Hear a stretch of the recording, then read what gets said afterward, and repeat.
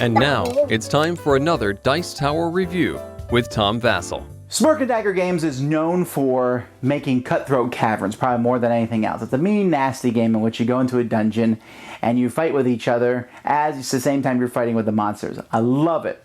I was very excited when I heard about Dread Curse because Dread Curse, to me, sounded like a very similar concept where you're fighting over coins and back and forth, but a much simpler game. Well, that actually is what it is, but is it any good? Let's take a look at it and we'll be back.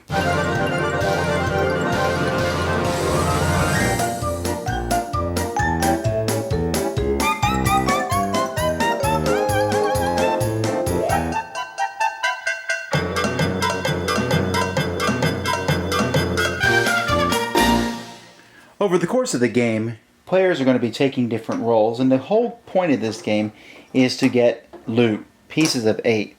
At the beginning of the game, players are going to take these coins equal to the number of players and also throw in a black spot. Whoever has the black spot is going to become the captain.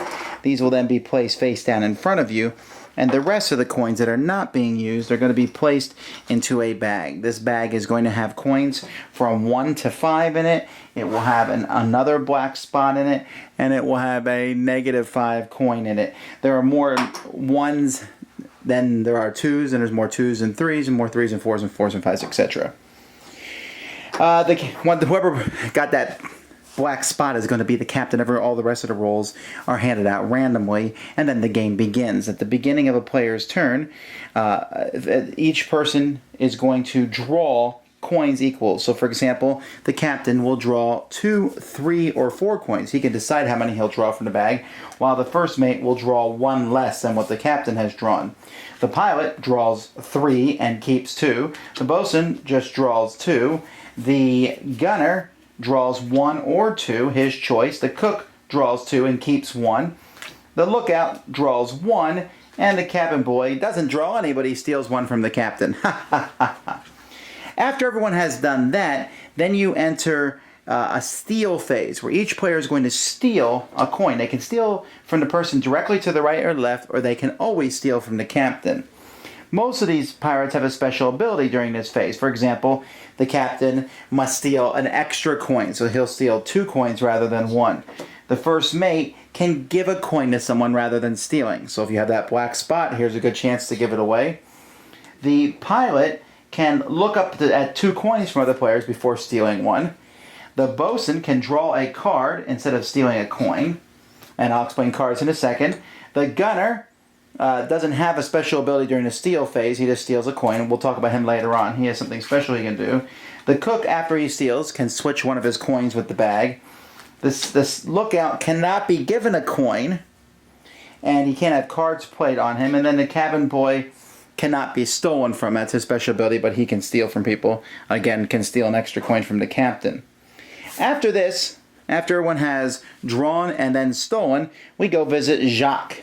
Jacques Pierre sells cards. Now, cards are great. There's lots of different cards in the game. These cards give special abilities. Each card is also worth money if you have it at the end of the game. For example, this Strike and a Chord says it's worth 1 at the end of the game. However, if you use it during the course of the game, it lets you steal a card instead of a coin this round. Here you can cancel a pirate's cheat this round. It means basically cancel their special ability, or cancel another card that was played. Or you can skip your draw this round so you don't have to draw cards. You can make someone else discard a card. You can swap your crew assignment with another player. You can, nobody can steal from you for a round. The current captain becomes the cabin boy. Everyone else gets the pirate 1 better in the rank that they have. So there's just, this is like the mutiny. Hooray! So that's basically what cards are used for. And so if players want a card, they have to pay Jacques. They have to give him a coin that's 2 or greater. Now, they don't get any change from it, so you want to use coins 2 if possible. And then those coins are flipped over. At the end of the round, those coins are placed up here because there are cards that affect you can steal from Jacques and take his coins. After everyone has bought coins from Jacques, you then have a chance to cut or run. You can't do this in the first phase, but every phase after that, you can think, if you have enough coins and cards that you think you can win, Everyone puts their hand in the middle of the coin and reveals it. If the coin is face up, where you can see that it is a coin, then you're out of the game permanently. And that whatever coins and cards you have, that's going to be your score. If it's face down, you keep going. If you have the black spot, you cannot leave the game. You have to keep playing. Then after that, each player is going to show 1 or 2 coins. They'll flip the coins over. You can't show the black spot. They'll flip the coins over. If there's a tie, they'll flip over another coin. Whoever has shown the most coins becomes the captain for the next round. And then the rest of the players go through the different rolls from the highest coin to the lowest and pick which roll they want to be. And that's the all hands on deck round. And remember that one person who I told you had a special ability during this round, the gunner? He can steal one of those coins, or exchange one of his coins for one of the face-up coins that someone else has during this round. Once everyone gets their new rolls, you turn your coins face down. The captain draws, the next person draws, you keep going. You're going to go until the bag is either completely out of coins or until everybody has dropped out of the round, except for the people with the black spots. If you have 1 or 2 black spots, you instantly lose the game. Everyone else then adds the money on their coins and on their cards, and whoever has the most is the winner. Well, there you go, Dread Curse. Now, Dread Curse has a lot of interesting things in it. There's a lot of moving parts of the game. I almost thought there was just a little bit more moving parts than I thought would be for this level. However, multiple plays, everything kind of really smoothed out. It really does help once players know what all the different roles do. Now, this is going to bring to mind for many people a similar game, Citadels, where you also select roles, although there really is a difference between Dread Curse and Citadels. For me, however, they scratch the same itch, so that's that for Citadels, because I actually like the pirate theme better. There's a lot of things in this game that I really do enjoy. I like the push your luck aspect. I mean, you can't leave the first round, but you might leave the second, and that might be worth it because you don't want to be stuck with a black spot, and you might have more coins than the other people who do drop out. The longer you stay in, the more chance you have to get more coins, but at the same time, you might get that black spot, which negates everything else that you've done. As the captain, you can draw 2, 3, or 4 coins. Usually at the beginning, you're drawing 4 because you don't care, but after a while, you might not want to draw that many coins because A, you're a target everyone can steal from you, and B, you might be drawing the other black spot or the -5, etc.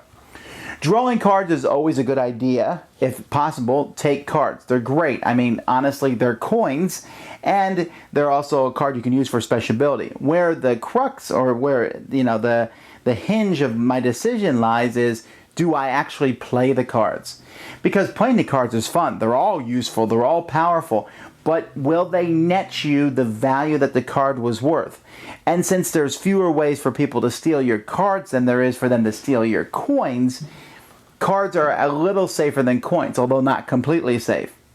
When it all comes down to it, the game really is just wide open. I mean, you can play as skillfully as you want, and someone can still mess you over if the right cards and things. And it is essentially a take that game, as people are stealing from each other consistently. But it's one that I enjoy. I like the thing, everything, the parts of it, they all work together. The different roles are neat. There's almost always a reason to pick all the different ones. It's fun to be the captain, at the same time picking number 7 where no one can attack me. Play cards with me is a big deal. The cabin boy, you might take it just because you want to be low on a totem pole and steal from an extra coin from the captain. Why not? And yet no one can steal coins from you. There's different ideas on what you can do, and then getting that black spot and getting rid of it, and if you do getting it, pretending you don't have it. There's a lot of little things in this. It is fun. It's an entertaining game, and it does play, I believe, up to 8 players. Yeah, up to 8 players. I played with 765, I think, at this point in time, and it was very fun with all those. Dread Curse.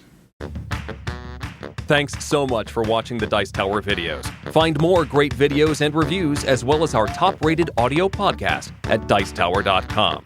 You can also find other great shows at Dicetowernetwork.com. I'm Eric Summerer, and you've been watching The Dice Tower. The Dice Tower is sponsored by Cool Stuff Inc., where you can find great games for great prices.